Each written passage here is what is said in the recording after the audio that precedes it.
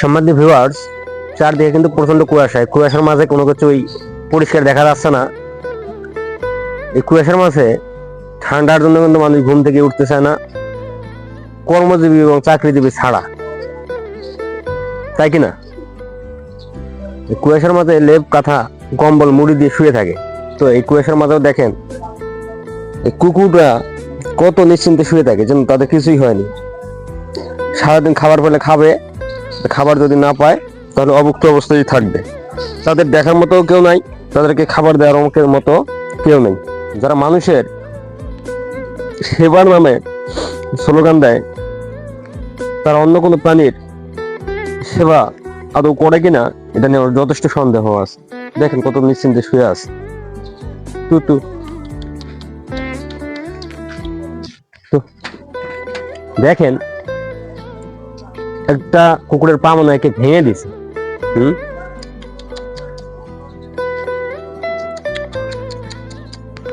একটা কুকুরের পা, মানুষ কতটা নির্দয় হলে এই কাজটা করতে পারে। তো তারপরে কত নিশ্চিন্তে তারা ঘুমাচ্ছে।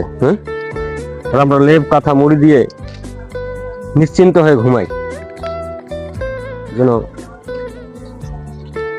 আমাদের কত আরাম, কত আয়েসের দরকার। তো তাদের কোনো আয়েসের দরকার নাই, তাদের কোনো আরামের দরকার নাই। আমরা নিশ্চিন্ত হয়ে ঘুমাই, তাদেরকে দেখার মতো কেউ নাই, তাদের বলার মতো কেউ নাই। আমরা নিশ্চিন্ত হয়ে ঘুমাই। আর তোরা দেখেন একটা কুকুরের পা কেমন ভেঙে দিছে।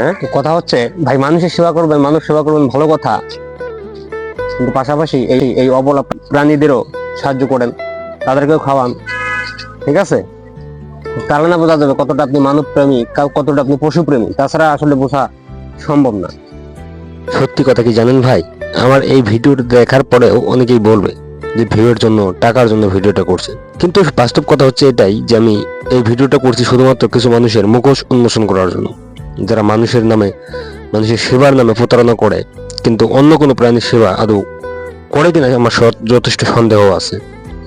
আর এই ভিডিওটা আমি আপলোড করতেই চাচ্ছিলাম না, শুধুমাত্র ওই মানুষদের মুখোশ উন্মোচন করার জন্য আপলোড করলাম।